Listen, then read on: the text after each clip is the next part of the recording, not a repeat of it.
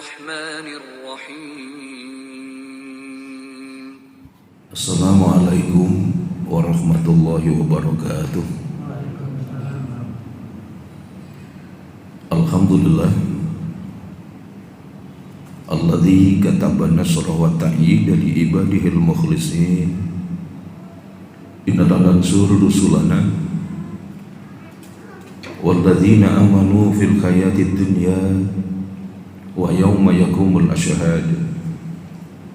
Asyhadu an la ilaha illallah wahdahu la syarikalah wa asyhadu anna Muhammadan abduhu wa rasuluh. Allahumma salli wa sallim wa barik ala nabiyyina Muhammad wa ala alihi wa ashabihi alladhina jahadu fillahi haqqa jihadih fakataba lahum rabbuhum izzad dunya wa sya'adatal ukhba yauma la yanfa'u malun wala banunun illa man atallaha biqalbin salim. Alhamdulillah, puji syukur marilah kita panjatkan kehadirat Allah Subhanahu wa taala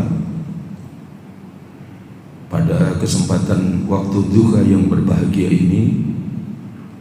Allah mudahkan langkah kita, bersama-sama kita bisa hadir dalam satu majelis yang insya Allah mubarakah. Mudah-mudahan kita semua yang hadir di majelis ini, hidup kita semua diselamatkan dan dibahagiakan oleh Allah Subhanahu wa taala. Para jamaah rahimakumullah, pada kesempatan yang berbahagia ini kita akan membicarakan tentang kedudukan dunia dan akhirat. Untuk kajian ini mari kita buka di Al-Quran surat ketiga, surat Ali Imran, ayatnya ayat 102. A'udzu billahi minasyaitonir rajim. Ya ayyuhalladzina amanu taqullaha haqqa tuqatih wa la tamutunna illa wa antum muslimun. Surat Ali Imran ayat 102 ini, pertama Allah mengabarkan kepada kita, Allah menunjukkan kepada kita bahwa Allah menyediakan kebahagiaan hidup di dunia. Kemudian yang kedua, surat Ali Imran ayat 102 ini Allah mengingatkan kepada kita bahwa seberapapun besar kenikmatan hidup di dunia ini bukanlah akhir, bukanlah puncak dari kenikmatan yang disediakan oleh Allah. Ada kenikmatan yang jauh lebih besar, yaitu kebahagiaan, kesempurnaan hidup ketika kita kembali kepada Allah di akhirat. Yang ketiga, surat Ali Imran ayat 102 ini Allah mengajarkan kepada kita, jangan pernah terjebak, jangan terbelenggu oleh kenikmatan kehidupan di dunia. Sebab berapapun besar nikmat yang kita rasakan itu pasti akan kita tinggalkan. Kehidupan di dunia ini dibatasi oleh adanya kematian. Dan yang keempat, surat Ali Imran ayat 102 ini Allah ingatkan kepada kita, janganlah kita menjadi orang yang merugi, janganlah kita menjadi orang yang gagal dalam hidup dan kehidupan ini. Jangan sampai kita meninggalkan dunia ini menjadi orang yang tidak selamat, di mana hanya bisa merasakan secuil kenikmatan hidup di dunia, dan kemudian ketika kembali kepada Allah di akhirat mengalami azab siksa yang tiada tara. Karenanya ingin selamat ketika meninggalkan dunia fana ini, maka janganlah kita ini meninggal kecuali menjadi orang yang hidup tunduk, berserah diri, mengikuti risalah yang diturunkan oleh Allah, jalan keselamatan yang dibimbingkan oleh Allah untuk hidup kita, yaitu ad-dinul Islam. Karena itu ayat ini ditutup dengan wala tamutunna illa wa antum muslimun. Inilah yang Allah ajarkan kepada kita. Jadi para jamaah rahimakumullah, Allah sudah sediakan kebahagiaan hidup yang sempurna untuk kita, di mana kebahagiaan hidup di dunia dan kemudian berlanjut dalam kesempurnaan kebahagiaan kehidupan ketika kita di akhirat. Yang menarik para jamaah rahimakumullah, di ayat ini ketika menyangkut kebahagiaan, Allah mulai dan Allah tunjukkan kepada kita untuk mengerti bagaimana kita bisa bahagia, untuk bisa merasakan bagaimana hidup ini menjadi kebahagiaan. Maka ingatlah dengan nikmat besar yang diberikan oleh Allah kepada kita. Apa itu? Yaitu nikmat iman. Jadi pintu kebahagiaan dibuka oleh Allah lewat yang namanya iman. Sehingga di Quran surat ke-23, surat Al-Mu'minun, nama suratnya saja orang-orang yang beriman. Dan di ayat pertama langsung Allah tunjukkan, langsung Allah jelaskan dengan sangat gamblang. Ingin sukses, ingin beruntung, ingin berhasil, tidak ada pilihan lain. Jadilah orang yang hidup dengan keimanan, jadilah orang-orang yang yakin kepada Allah. Maka ayat pertama itu jelas, nggih Pak, qad aflahal mu'minun, sungguh beruntung.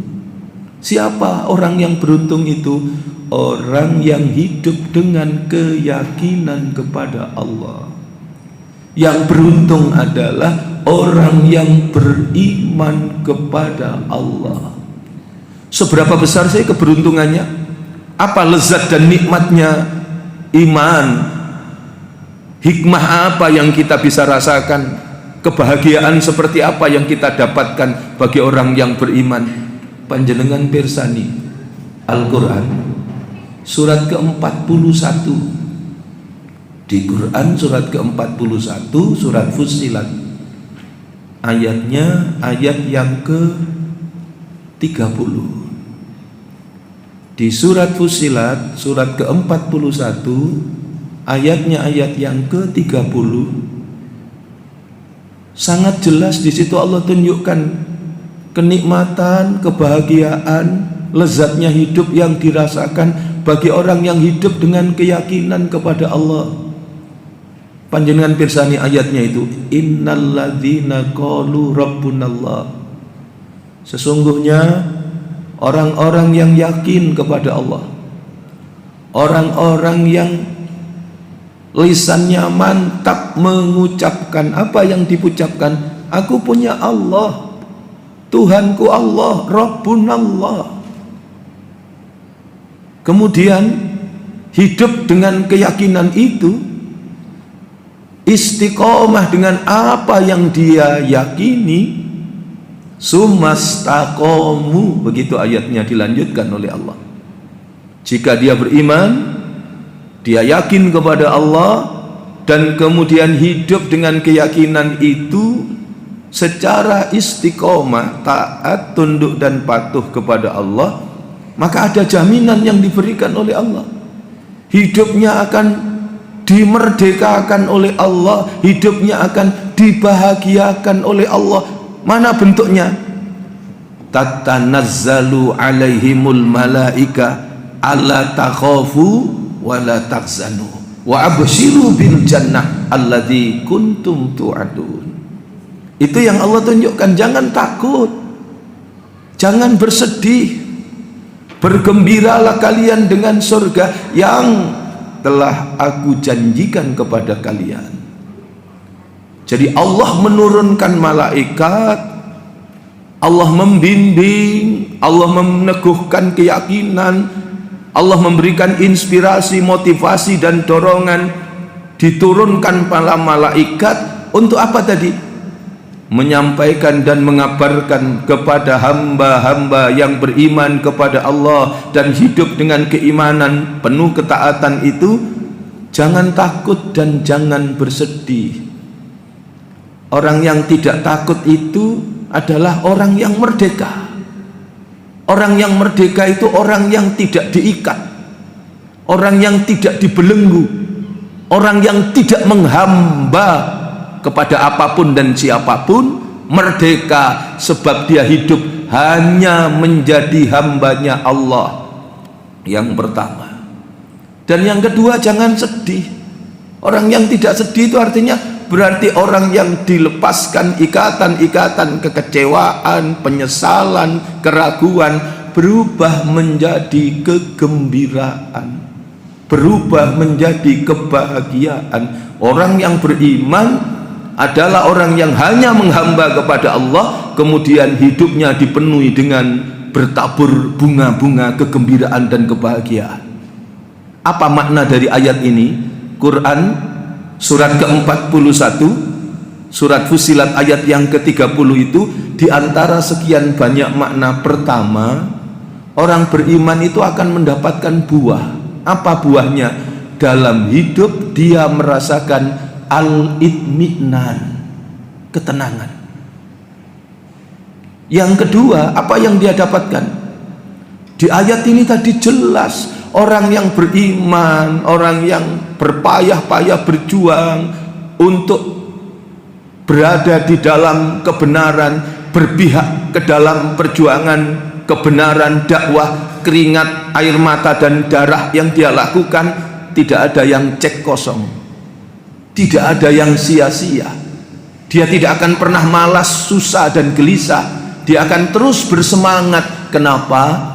Sebab orang yang beriman selain mendapatkan al-itminan atau ketenangan, yang kedua, dia mendapat busyra bil jannah.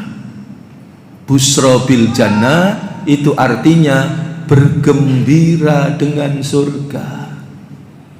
Jadi tidak ada yang cek kosong. Apapun yang dilakukan, yang kita lakukan, terekap, tercatat secara rapi di sisi Allah.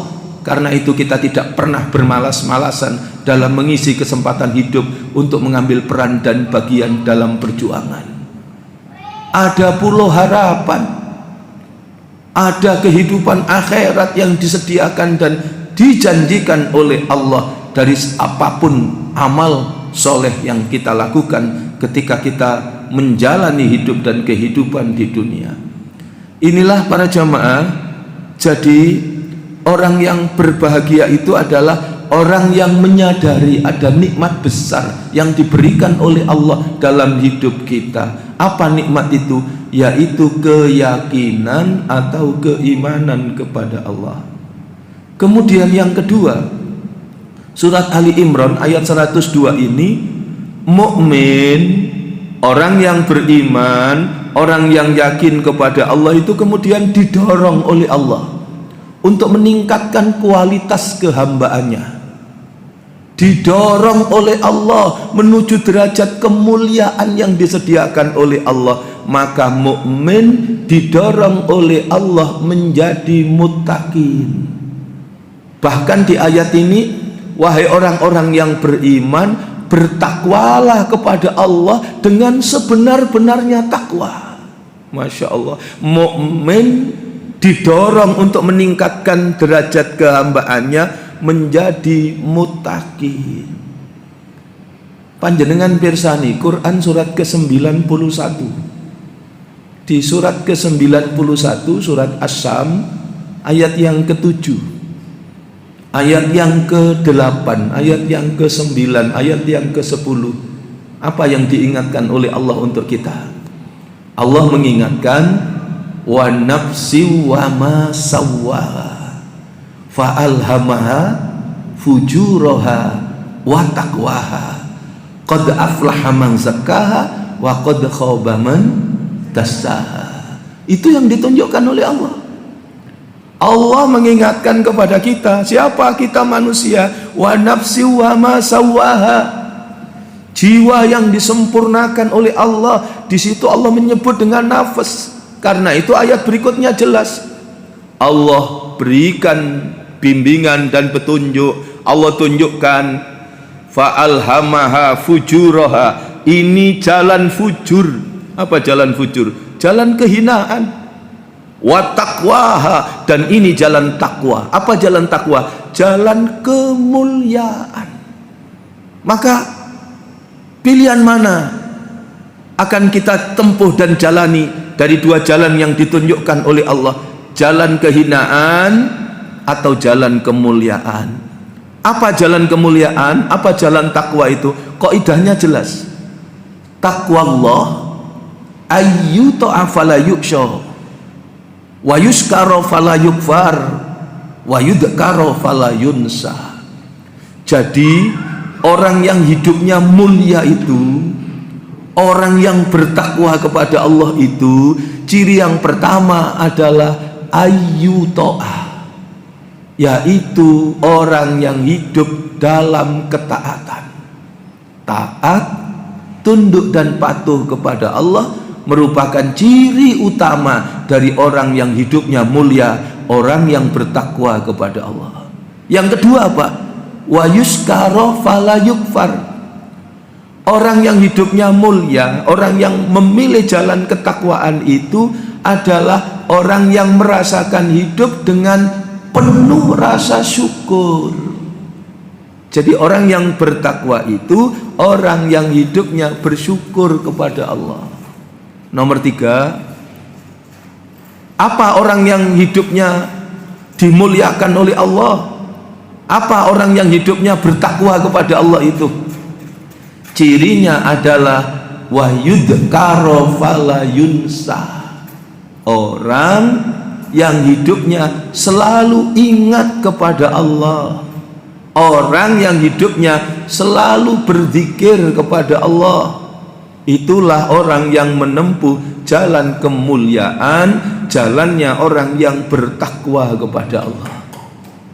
Berarti kita bisa tunjukkan, kalau begitu jalan fujur, jalan kehinaan itu seperti apa? Ya tentu kebalikan dari jalan kemuliaan. Kalau jalannya orang yang mulia itu jalannya orang yang taat, berarti jalan fujur adalah jalannya orang yang ingkar, jalannya orang yang durhaka kepada Allah. Kalau jalan mulia itu jalannya orang yang bersyukur kepada Allah, berarti jalan fujur adalah apa Bu? Jalannya orang yang kufur atas nikmat yang diberikan oleh Allah. Kalau jalan mulia, jalan ketakwaan itu jalannya orang yang selalu ingat kepada Allah, jalannya orang yang selalu berzikir kepada Allah. Maka jalan fujur, jalan kehinaan adalah jalannya orang yang lalai kepada Allah. Maka jelas kemudian Allah tunjukkan yang beruntung siapa? Orang yang menempuh jalan ketakwaan, yang selalu taat, yang selalu bersyukur, yang selalu ingat kepada Allah. Itu yang kemudian Allah jelaskan, ya qad aflaha man zakkaha. Siapa yang merugi? Yang menempuh jalan kehinaan, menempuh jalan fujur. Wa qad khaba man dassaha. Maka para jamaah, dari sini kita bisa tahu ketakwaan itu bisa kita ukur, dan yang ukur bukan orang lain, diri kita sendiri yang bisa mengukur. Kayak kondisi tubuh kita, orang kan bisa dilihat, dites Pak, kadar kolesterol, asam urat tinggi. Orang kan bisa dilihat tekanan darahnya, kadar gulanya, kan bisa diukur, bisa dilihat. Takwa juga punya parameter, takwa juga punya ukuran, dan kita yang bisa melihat seberapa persen tingkat ketakwaan kita, seberapa tinggi tingkat kemuliaan kehidupan kita, diukur dari derajat ketakwaan kita kepada Allah. Nah, sederhananya begini, kita ini masuk orang yang bertakwa atau tidak? Kita ini masuk dalam kategori orang yang dimuliakan Allah atau tidak? Itu ukurannya dari satu. Apa? Orang yang bertakwa kepada Allah itu orang yang bisa merasakan dan menikmati hidup sebagai kebahagiaan. Sederhananya, orang yang bertakwa itu orang yang tidak pernah kehilangan satu kata, apa? Bahagia. Jadi kalau lebih disederhanakan lagi, ketakwaan adalah kebahagiaan. Orang yang bertakwa itu pasti bahagia. Ada 3 pintu yang mengantarkan orang yang bertakwa itu pasti bahagia. Apa tadi Pak? 3 pintu itu. 1, orang yang bertakwa itu orang yang hidupnya bahagia. Kenapa? Sebab orang yang bertakwa itu hidupnya selalu taat kepada Allah. Dan dengan taat kepada Allah itu, Allah buka pintu kebahagiaan. Nomor 2, kenapa orang yang bertakwa itu bahagia? Sebab orang yang bertakwa itu hidupnya selalu bersyukur kepada Allah. Dan dengan bersyukur itu dibuka pintu kebahagiaan oleh Allah. Kebahagiaan dibuka lewat pintu ketaatan. Kebahagiaan dibuka lewat pintu bersyukur kepada Allah. Yang ketiga, kenapa orang yang bertakwa itu hidupnya bahagia? Sebab orang yang bertakwa itu orang yang selalu ingat kepada Allah, selalu berzikir kepada Allah. Dan dengan berzikir tadi apa? Hati ini menjadi tenang, jiwa ini menjadi tentram. Dengan itu maka Allah buka pintu kebahagiaan. Jadi kesimpulan sederhana, orang yang bertakwa itu orang yang diselamatkan, dibebaskan oleh Allah dari rasa sedih. Orang yang diselamatkan, dibebaskan oleh Allah dari kegelisahan, kekhawatiran, ketakutan, kemarahan, kejengkelan. Hidup dimaknai dengan penuh rasa syukur sehingga yang hadir adalah kebahagiaan.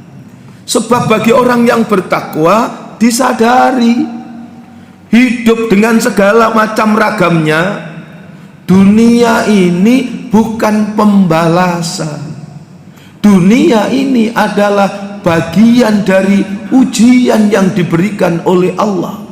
Dan kemudian ketika menyadari hidup ini ujian, maka kemudian setiap apapun lipatan-lipatan dalam kehidupan ini, dia bisa mengambil dan memetik mutiara hikmah dari apapun yang diberikan oleh Allah. Kemudian dia simpulkan, apa kesimpulannya? 1, yang diberikan oleh Allah untuk hidup kita pasti benar, tidak ada yang salah. 2, yang diberikan oleh Allah untuk hidup kita apa? Pasti baik, tidak ada yang buruk. Dan yang nomor 3, yang diberikan oleh Allah untuk hidup dan kehidupan kita adalah pasti indah, tidak ada yang jelek. Yang diberikan oleh Allah untuk hidup kita pasti baik. Nomor 2, yang diberikan oleh Allah untuk hidup kita pasti benar. Nomor 3, yang diberikan oleh Allah untuk hidup kita pasti indah. Maka tidak ada yang jelek, tidak ada yang salah tempat, tidak ada yang salah ukur. Dari setiap apapun yang diberikan oleh Allah untuk hidup dan kehidupan kita, semua sudah diatur, semua sudah ditata, semua sudah diukur. Tidak ada yang kebetulan. Setetes air yang jatuh, tidak ada yang kebetulan. Sepucuk daun yang lepas dari tangkainya, tidak ada yang kebetulan.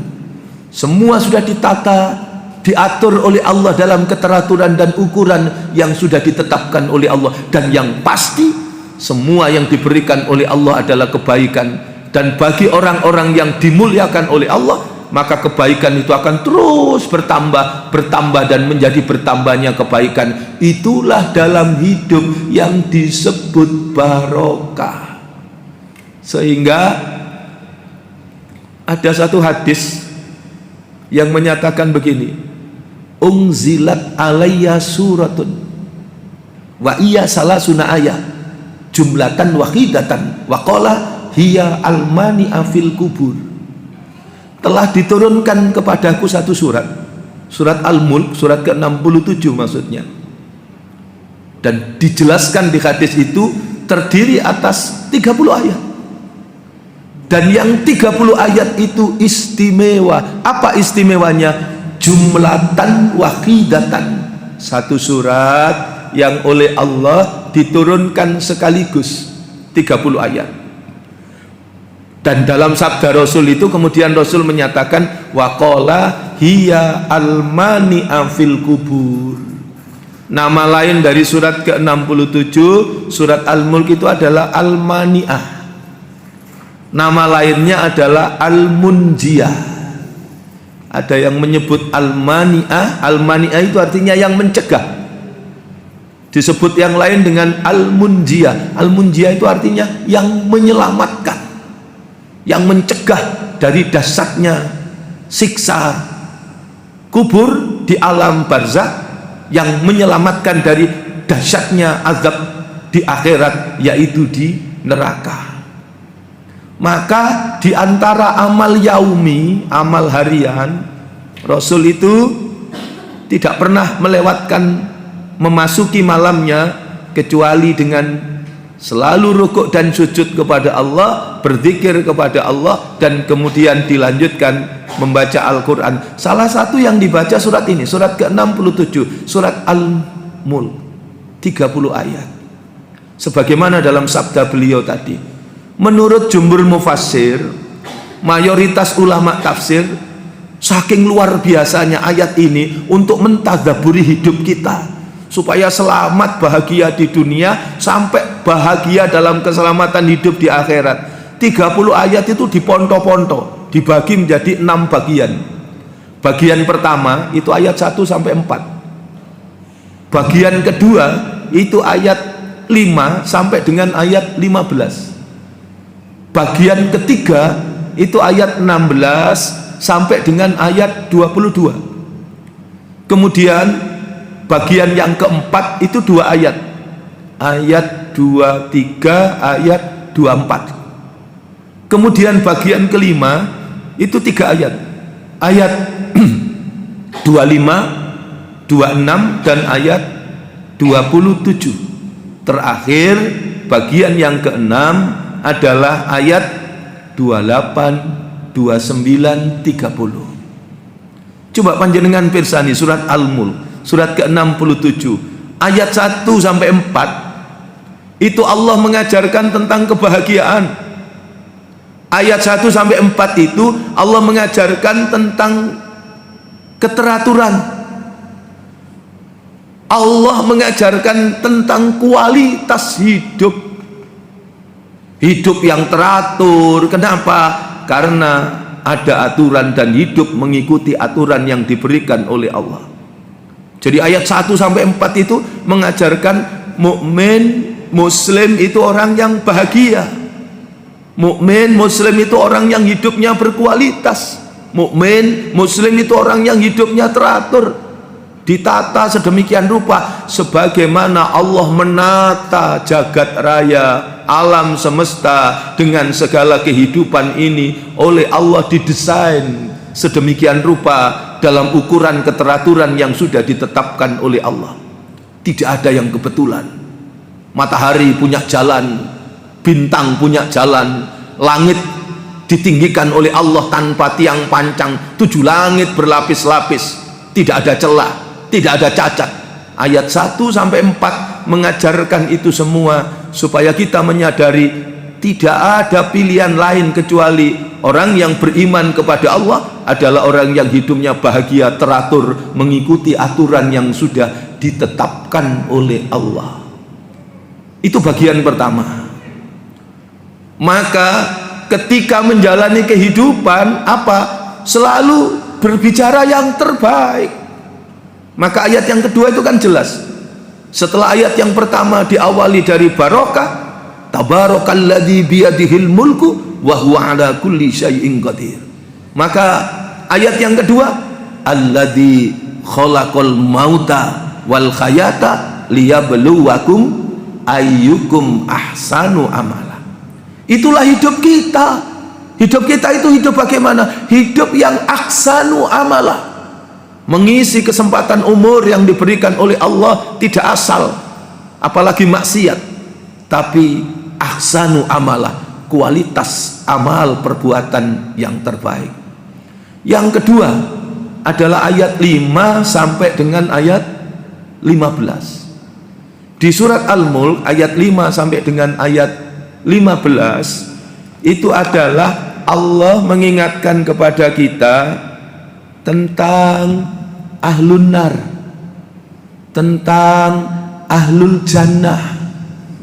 Ahlun nar itu adalah orang yang hidup dalam kehinaan, keingkaran dan kedurhakaan kepada Allah. Dan Allah jelaskan perbuatan apa saja yang menggelincirkan manusia masuk ke dalam neraka. Yang kedua adalah ahlul jannah, jalan kemuliaan, perbuatan apa yang mengantarkan manusia dibahagiakan dan dimuliakan oleh Allah di kehidupan akhirat. Itu ada di ayat 5 sampai dengan ayat 15. Bagian ketiga itu adalah ayat 16 sampai ayat 22. Di ayat itu Allah tunjukkan tentang apa? Kita ini tidak punya apa-apa. Harta, segala kenikmatan dan kesenangan kehidupan di dunia itu bukan milik kita. Itu pinjaman dari Allah. Jangankan barang yang kita miliki, yang kita cintai, anak, istri, keluarga yang kita cintai, wong diri kita saja, kalau saat ini diminta oleh Allah, kita tidak mampu untuk menolaknya. Kan sering Pak ya, di WA itu ya, di share, ada orang yang ceramahnya belum selesai sudah wafat. Ada orang baca Quran gitu, di rumah gubernur dulu itu ya, baca Quran, Masya Allah, yang dibaca itu ayat tentang kematian, mengingatkan tentang kematian, dan saat itu juga diambil nyawanya oleh Allah. Tapi di kesempatan yang lain ada Pak orang joget-joget tiba-tiba jatuh meninggal. Jangankan orang yang kita cintai, diri kita kalau diminta oleh Allah kita tidak mampu untuk menolaknya. Maka orang bisa merencanakan, orang bisa membayangkan punya ini dan itu, kemudian bisa terkabul atau tidak, bisa beli ini dan itu, bisa bangun bangunan rumah, istana, berpuluh-puluh tahun dia kumpulkan uang untuk bisa bangun itu. Tapi pertanyaannya, kalau Allah minta, butuh waktu berapa lama? Berpuluh-puluh tahun juga? Tentu tidak. Yang kemarin Pak gempa di mana itu? Cianjur nih. Coba itu ukuran berapa Bu? Detik. Itu tidak digoncang sampai berjam-jam Pak, hanya ukuran detik. Maka semua porak-poranda dan hancur. Itu dijelaskan oleh Allah di ayat berapa? 16 sampai 22. Apakah kita merasa nyaman? Bisa enak-enak tidur mendengkur, tiba-tiba yang kita merasa aman dan nyaman itu datang yang tidak bisa kita untuk menolaknya, bencana yang didatangkan oleh Allah karena tingkah pola manusia yang kemudian menimpa suatu kaum. Karena itu ada seorang ustadz itu yang mengingatkan kita ini harus mengambil peran dan bagian untuk mencegah kemungkaran, sebagaimana dalilnya itu marra'a minkum munkaron falyughayyir biyadihi fa illam yastati fa bilisani fa illam yastati fa biqalbi fadzalika adaful iman. Orang kalau tidak mau mengambil peran dan bagian, ada maksiat dan mungkarat, kita diam 1000 bahasa. Sama dengan sekarang. Kemarin ketika fisik kita bisa rasakan Pak, orang bahu membahu untuk menolong, ya, porak-poranda bangunan. Padahal maaf, kita ini baru saja kena tsunami, kita ini baru saja kena gempa yang dahsyat. Apa? Gempa yang menimpa anak-anak kita. Sekarang baru kita rasakan. Apalah yang karena COVID dan segala jenisnya, kemudian anak-anak belajar pakai HP, belajarnya pakai HP, mainannya juga pakai HP. Dan bukan saya anti kemajuan, pakar dan macam-macam berteori tentang mudahnya pendidikan dengan teknologi, tapi faktanya tidak bisa kita tolak. Ketika anak-anak itu kemudian kita masukkan di dunia ini, yang terjadi apa? Sama dengan memasukkan anak itu ke hutan belantara, dan kita tidak dan belum memberikan kepada anak itu senjata. Akhirnya yang terjadi apa? Ini Pak, siapa ini Pak Wali Kota ini ketika sidak keliling malam-malam, berapa banyak itu Pak anak-anak yang tertangkap itu, dan ternyata yang merampas dengan kekerasan, dengan pembunuhan itu bukan hanya yang badannya gede-gede pakai tato-tato, tapi anak-anak kita. Bukan mahasiswa, malahan bukan SMA, mari masih tingkat SMP. Ketika ketangkap itu ternyata hampir diketahui semuanya membawa senjata tajam.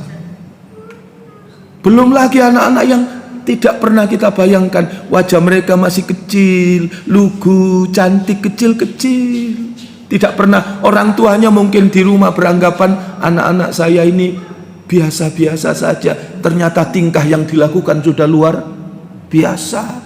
Sudah kumpul minuman keras sama temannya, sudah ikut pergaulan bebas. Kenapa?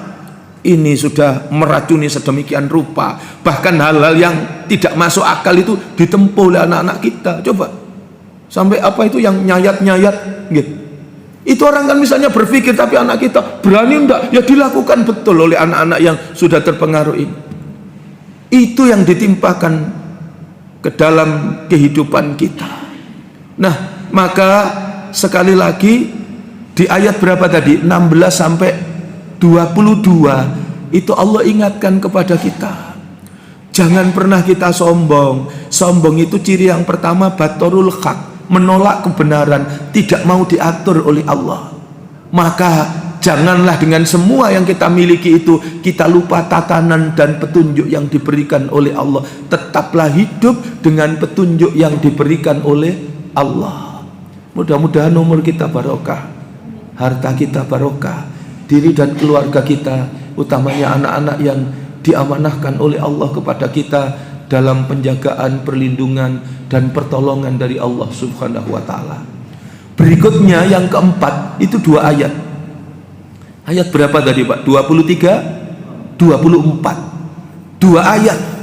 Yang 2 ayat ini adalah bukan nasihat secara umum, tapi nasihat nafsi-nafsi, pribadi-pribadi. Untuk panjenengan, untuk saya, untuk panjenengan semua, pribadi-pribadi diingatkan oleh Allah. Apa yang diingatkan? Hidup ini terlampau singkat, hanya lebih kurang 63 tahun. Maka jangan yang hanya untuk 63 tahun itu kemudian kita sia-siakan. Kita tergilas oleh waktu yang diberikan oleh Allah. Kesempatan terbatas itu kemudian disia-siakan. Ada orang yang hidup singkat itu larut dalam dosa dan maksiat. Ada orang yang hidup waktu singkat itu kemudian lupa ketaatan kepada Allah. Sehingga apa? Yang difikirkan adalah hanya kepentingan dan kenikmatan hidup sesaat di dunia, dan dia lupa kepada Allah. Itulah yang kemudian kita bisa memahami. Allah sampai menjelaskan kepada kita, dunia ini nikmat, tapi kenikmatan dunia ini tidak ada apa-apanya dengan kenikmatan yang dijanjikan oleh Allah di akhirat. Panjenengan pirsani Quran surat ke-13, surat Ar-Ra'd, ayatnya ayat yang ke-18. Kita kaya, bukan hanya kaya Pak, kaya raya. Bukan hanya kaya raya, seluruh isi dunia kita miliki semua, tapi kita tidak taat kepada Allah, maka kita bukan orang yang sukses. Kita bukan orang yang berhasil. Semua harta kekayaan kita tidak akan mampu menebus diri kita untuk selamat dari azab di neraka. Tidak mampu mengantarkan hidup kita bahagia masuk ke dalam surga jika kita kehilangan ketaatan dan kepatuhan kepada Allah. Ayat ini luar biasa. Kalau menemani sholat malam kita, air mata kita sulit untuk dibendungi. Sebab berapa banyak orang-orang terpedaya dengan dunia. Bukan tidak penting dunia, tapi berapa banyak orang itu disihir oleh kenikmatan dunia sampai lupa kepada ketaatan kepada Allah. Maka Quran surat ke-13, surat Ar-Ra'd ayat 18 itu jelas, detail, terperinci. Allah jelaskan, Allah jabarkan kepada kita. Bagaimana masih kurang jelas ketika Allah menunjukkan sampai memberikan perumpamaan seperti itu. Lilladzina stajabu li rabbihimul husna. Adapun orang-orang yang hidup menjalani kehidupan dengan penuh ketaatan kepada Allah, itu yang husna. Allah jelaskan, jadi orang yang hidup dengan penuh ketaatan kepada Allah, itulah yang husna. Allah sudah jelaskan. Dan kemudian Allah tunjukkan berikutnya. Kemudian orang yang tidak taat bagaimana? Orang yang hidupnya ingkar dan durhaka kepada Allah bagaimana? Orang yang hidupnya dipenuhi dosa dan maksiat bagaimana? Maka di lanjutan ayat itu Allah jelaskan, walladzina lam yastajibu lahu lau anna lahum ma fil ardi jami'a wa mislahu ma'ahu laftadau bih. Adapun orang yang hidup semau-maunya, tidak mau taat kepada Allah, sekalipun dia kaya raya, memiliki seluruh isi dunia, kalau tidak cukup, aku tambah lagi dengan jumlah yang sama. 2 dunia dia miliki, tapi dia hidup tidak taat kepada Allah. Maka di ayat itu Allah tunjukkan, dia bukan orang yang bahagia, dia bukan orang yang berhasil, dia bukan orang yang sukses. Allah tunjukkan, ulaika lahum syu'ul hisab. Mereka itu adalah orang yang rugi, orang yang bangkrut, orang yang su'ul hisab. Berikutnya, wa ma'wahum jahannam, dan tempat kembalinya adalah neraka jahanam, dan itu adalah seburuk-buruk tempat kembali. Sehingga para jamaah, ibu, bapak, rahimakumullah, yang menarik itu panjenengan buka Quran surat ke-99. Nama suratnya adalah surat Az-Zalzalah. Kemudian Quran surat ke-100, nama suratnya adalah Al-Adiyat. Quran surat ke-101, nama suratnya adalah Al-Qari'ah. Dan yang terakhir Quran surat ke-102 adalah At-Takasur. Di situ Allah mau menunjukkan kedudukan dunia dan akhirat. Di surat itu mulai dari surat ke-99, surat ke-100, surat ke-101, surat ke-102, Allah mau menjelaskan kepada kita tentang dunia dan akhirat. Yang diingatkan oleh Allah dulu tentang akhirat. Ada situasi yang harus kita alami, ada kehidupan yang akan kita hadapi, yang perlu bekal, perlu persiapan. Itu semua yang akan kita hadapi. Maka akhirat dijelaskan oleh Allah di surat ke-99, surat Az-Zalzalah. Idza zulzilatil ardu zilzalah. Masya Allah, ayat-ayat itu supaya kita menyadarkan berapa dan betapapun nikmat di dunia itu menjadi tidak apa-apanya ketika kita kehilangan ketaatan dan kepatuhan kepada Allah. Kengerian dan kegoncangan itu akan dihadapi bagi orang yang tidak taat kepada Allah, bagi orang yang durhaka, yang ingkar kepada Allah. Surat Az-Zalzalah itu sudah cukup untuk menjadikan kita sadar tidak hubud dunia, Tidak terbelung, bukan tidak penting dunia, tapi jangan karena kenikmatan sesaat di dunia orang lupa dengan janji kebahagiaan yang diberikan oleh Allah untuk kita, yaitu kehidupan di akhirat.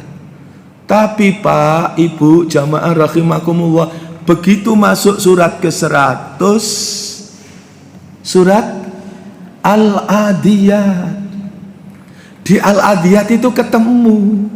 Meskipun sudah diingatkan akhirat seperti itu, ternyata di dunia banyak manusia yang lupa. Di dunia banyak manusia yang ingkar kepada Allah. Maka di situ dijelaskan apa? Innal insana li rabbihi lakanun wa innahu ala dzalika lasyahid wa innahu li hubbil khairi lasyadid afala ya'lamu idza bu'sira ma fil kubur wa khussila ma fis sudur. Jadi begitu di dunia manusia lupa, manusia ini keterlaluan. Innal insana li rabbihi lakanut, sangat keterlaluan. Karena apa? Dia ingkar, dia durhaka, dan dia sadar dengan keingkarannya.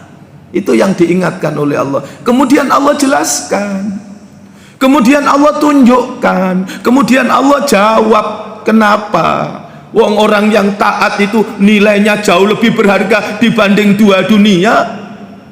Tapi banyak orang yang ingkar dan durhaka. Itu terjadi karena apa?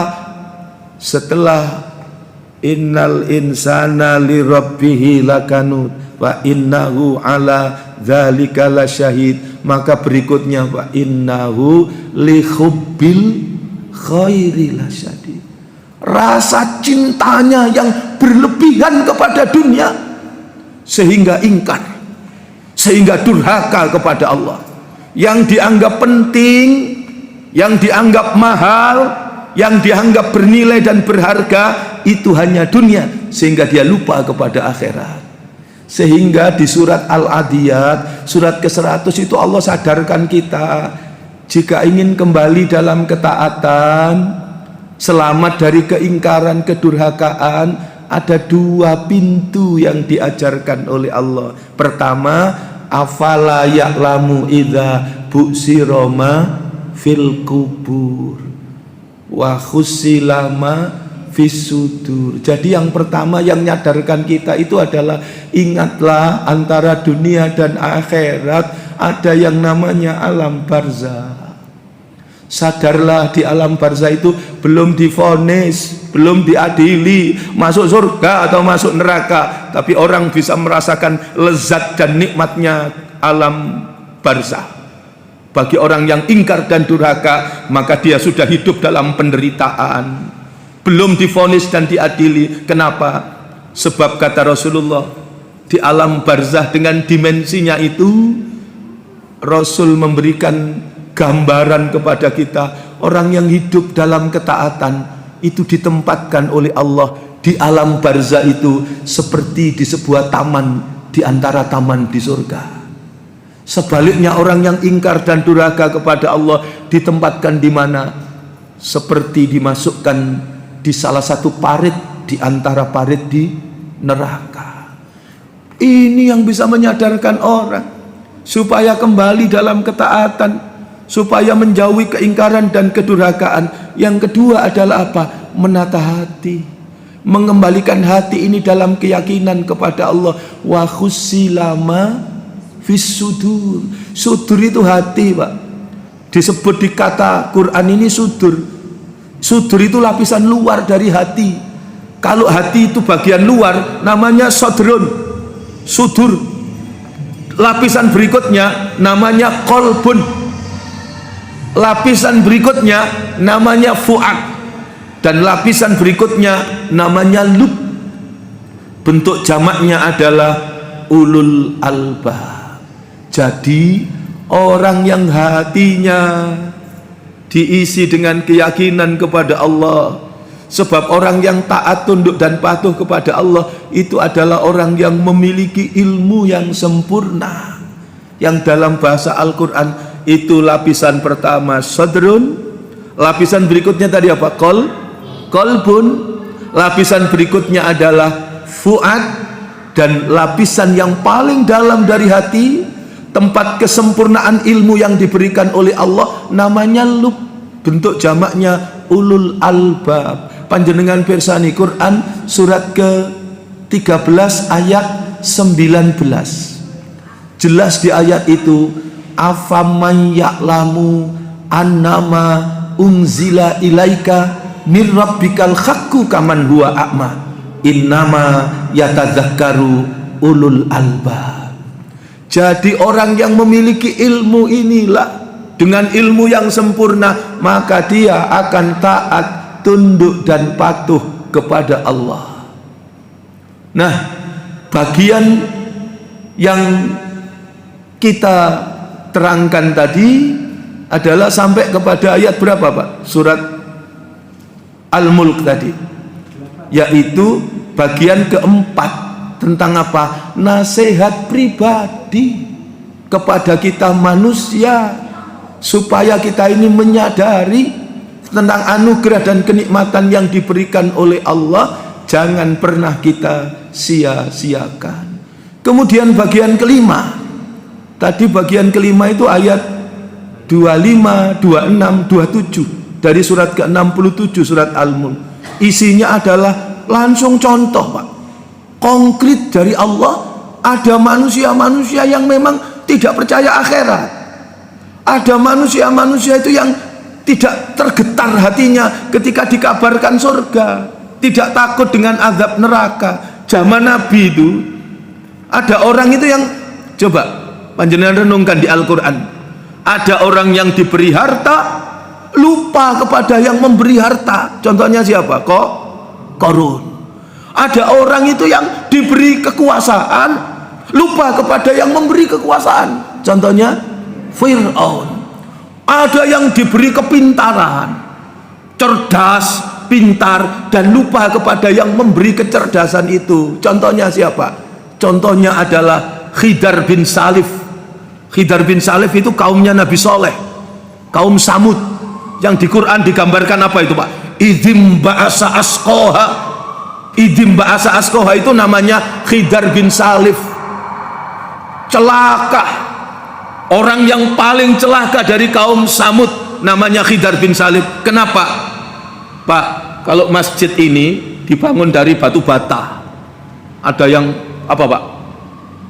Dari tanah yang dibakar. Ada lagi dari apa itu? Bata ringan, atau yang macam-macam, blok macam-macam. Sekarang konstruksinya dari baja, konstruksinya cor, macam-macam. Kaum Samud itu diberi kecerdasan arsitektur luar biasa oleh Allah, bukan numpuk bata Pak. Gunung-gunung itu menjadi hunian-hunian yang luar biasa, tingkat atas, tingkat bawah, bunker-bunkernya itu sedemikian apa, nyaman untuk dijadikan hunian, ornamen-ornamennya, pilar-pilarnya luar biasa, kecerdasan luar biasa. Batu itu dirubah menjadi tempat yang sangat luar biasa. Terus sombong kepada Nabi Soleh, terus minta sing aneh-aneh. Minta apa Bu? Minta onta dari batu. Coba lah, kurang ajar nemen Pak. Wong njaluk onta teko watu. Tapi begitu didatangkan oleh Allah, naqatallah, untanya Allah, mukjizat dari Allah, unta itu didatangkan. Mereka sadar, mereka bersyukur, keterlaluan, sampai kemudian diazab oleh Allah. Unta itu dibunuh, dan yang membunuh siapa? Dalam beberapa riwayat yang membunuh itu namanya Khidar bin Salif. Ada lagi yang keterlaluan Bu. Siapa? Wahilah. Siapa? Wa'iyah. Wahilah itu siapa? Istrinya Nabi Nuh. Wa'iyah itu siapa? Istrinya Nabi Lut. Panjenengan buka Quran surat ke-66, surat At-Tahrim ayat 10. Itu Allah mengisahkan tentang keterlaluannya Wahilah, keterlaluannya Wa'iyah. Sudah dimuliakan Allah, dipilihkan laki-laki yang soleh, seorang nabi dan rasul, tapi dia khianat kepada dakwah suaminya, dia durhaka kepada Allah, sampai kemudian anak-anaknya juga durhaka kepada Allah. Surat At-Tahrim ayat yang ke-10. wanita-wanita yang durhaka kepada Allah. Panjenengan pirsani lagi Quran surat Yasin. Surat Yasin itu surat ke-36. Ayatnya ayat 78. Itu ada namanya Ubay bin Khalaf. Keterlaluan. Ubay bin Khalaf ini keterlaluan. Dia datang kepada Nabi, turun dari onta, tasnya itu dikeluarkan dan isinya apa? Tulang-tulang yang sudah lapuk. Dan tulang-tulang itu dipukul-pukulkan di hadapan Nabi begini, dan dia nyatakan, Muhammad, kalau saya mau berzina, kalau saya mau berjudi, kalau saya mau berbuat maksiat dan melakukan dosa apa saja, memangnya Allah bisa apa? Masya Allah. Itu zaman Nabi, Pak. Dan itu ditunjukkan, ini hidup. Saya dilahirkan jadi bayi, anak-anak, remaja, dewasa, tua. Setelah tua, mati. Setelah mati, jadi ini tulang, selesai. Padahal salah. Dijawab oleh Allah, dibenarkan, diluruskan oleh Allah.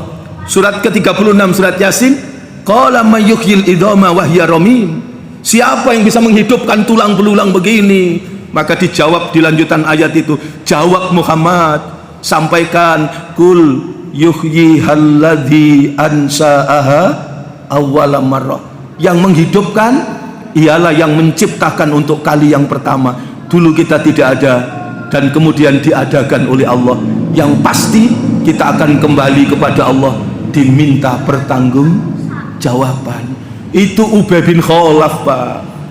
Itu zaman Nabi, zaman sebelum Nabi, zamannya Nabi Soleh, zamannya Nabi Nuh, zamannya Nabi Lut. Zaman sekarang, Bu, ya nggak heran kalau zaman sekarang ada orang, oh cerita akhirat, pernah ke sana saya, begitu ya, yes begitu itu.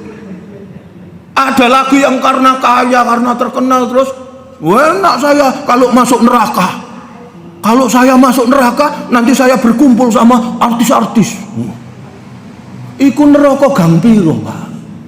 Kok cek wani-wanine gitu loh. Itu dijelaskan oleh Allah di mana? Ayat 25, 26, 27. Memang ada orang-orang yang keterlaluan. Ada contoh-contoh manusia yang ingkar dan durhaka kepada Allah. Terakhir, bagian ke-6 itu adalah ayat 28, 29, 30. 3 ayat itu sebagai penutup, Allah kembali menyadarkan kita. Apa yang diingatkan Allah? Yang diingatkan Allah, kita ini lemah. Manusia itu makhluk yang lemah. Manusia itu makhluk yang tidak berdaya.